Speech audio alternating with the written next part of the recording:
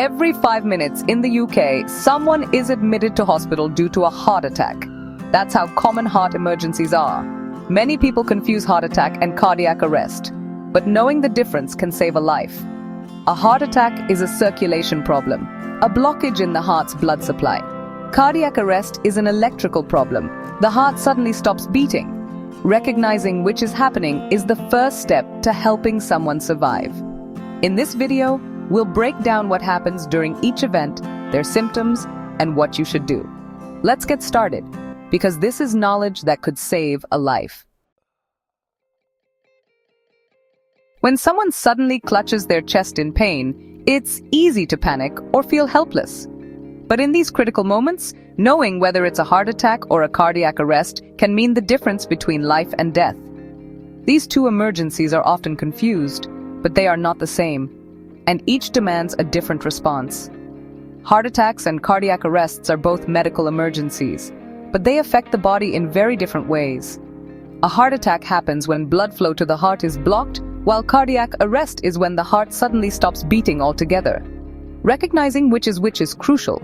They require different responses. During a heart attack, the person is usually conscious, able to talk, and still breathing, though they may be in severe pain or distress. They might describe crushing chest pain, discomfort in their arms, neck, or jaw, and may look pale or sweaty. But they are still responsive. In this situation, your job is to keep them calm and comfortable, call for emergency help right away, and, if advised by the operator, give them aspirin to help thin the blood. Stay with them, reassure them, and monitor their condition until help arrives. Cardiac arrest, on the other hand, is far more sudden and dramatic. The person will collapse, lose consciousness, and stop breathing, or only gasp. They won't respond when you talk or shake them. This is a life-threatening emergency where every second counts. In cardiac arrest, you must act immediately. Call for help, start CPR right away, and use a defibrillator, AED, if one is available. Push hard and fast in the center of the chest. Don't wait for professionals to arrive. Early CPR and defibrillation can double or even triple the chances of survival. When you call emergency services, clearly describing what you see, whether the person is conscious and breathing or unresponsive and not breathing, ensures you get the right instructions. For a heart attack, you may be told to give medication and keep the person calm. For cardiac arrest, you'll be guided to start chest compressions immediately and possibly use an AED if one is nearby. The right action at the right time can save a life. Wasting precious minutes on the wrong action or hesitating because you're unsure can be fatal. Every moment matters, and your confidence can make a real difference. Sadly, only about 1 in 10 people survive an out-of-hospital cardiac arrest in the UK. But with quick recognition and the right response, those odds can improve dramatically. Knowing the difference between a heart attack and cardiac arrest is the very first link in the chain of survival. It's the knowledge that sets everything else in motion. Calling for help, starting CPR, and using a defibrillator. In an emergency, your knowledge and quick action can truly make all the difference. You have the power to save a life. Sometimes it's more than just words. It's knowing what to do, and having the courage to do it. TV and movies often mix up heart attacks and cardiac arrests, leading to dangerous misunderstandings. Heart attacks can have subtle symptoms: chest discomfort, pain in the arms, or feeling unwell, while cardiac arrest is a sudden collapse and loss of consciousness. If we expect all heart emergencies to look dramatic, we might miss the warning signs of a heart attack. The right response is critical: hospital for a heart attack, CPR, and a defibrillator for cardiac arrest. Clearing up this confusion is everyone's responsibility. Understanding the difference is basic first aid knowledge everyone should have. When we talk about a heart attack, it's helpful to picture your heart as a complex system of pipes, just like the plumbing in your house. These pipes, or arteries, carry blood rich in oxygen and nutrients to every part of your heart muscle. But what happens if one of these pipes gets blocked?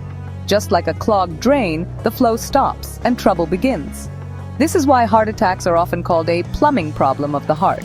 A heart attack occurs when a blood clot forms and suddenly blocks one of these vital arteries. The blockage cuts off the blood supply, starving a section of the heart muscle of the oxygen it desperately needs to survive. Without oxygen, the affected part of the heart can start to die within minutes, making this a true medical emergency. The most common warning sign is persistent chest pain or discomfort. This pain might feel like pressure, squeezing, fullness, or a heavy weight on your chest. It often lasts for more than a few minutes, or it may go away and come back. Sometimes the pain spreads beyond the chest, radiating to the arms, especially the left arm, the jaw, neck, or even the back. People may also feel short of breath, break out in a cold sweat, or feel unusually tired. Not everyone experiences the classic symptoms. In fact, women, older adults, and people with diabetes are more likely to have subtle or unusual symptoms. These can include nausea, vomiting, lightheadedness, or a general feeling of being unwell. Some may feel pain in the upper abdomen or simply feel faint or dizzy. Because these symptoms are less obvious, they can be easy to overlook, which is why awareness is so important. During a heart attack, the person is usually awake and aware, but they often feel extremely unwell. They may look pale, feel weak, or be drenched in sweat. Anxiety and a sense of impending doom are also common. It's a frightening experience, and the symptoms can come on suddenly or build up gradually over several minutes. Several risk factors make heart attacks more likely. Smoking is a major culprit, as it damages the arteries over time. High blood pressure and high cholesterol silently increase the risk by making arteries more prone to blockages. Diabetes, obesity, and a family history of heart disease also play a significant role. The more risk factors you have, the higher your chances of developing heart problems. When a heart attack strikes, every second counts. The phrase "time is muscle" means that the longer the heart muscle goes without oxygen, the more damage occurs. That's why it's so important to call emergency services right away if you suspect a heart attack. Don't wait and hope the symptoms will pass. Rapid treatment can make all the difference. The sooner doctors can restore blood flow to the heart, the more heart muscle can be saved. Emergency teams may use medications to dissolve the clot or perform procedures to physically open the blocked artery. Treatments include powerful clot-busting drugs, which can quickly dissolve the blockage, or a procedure called angioplasty, where a tiny balloon is inflated inside the artery to open it up.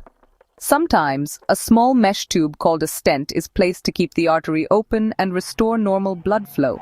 If the blockage isn't cleared quickly, a severe heart attack can cause lasting damage.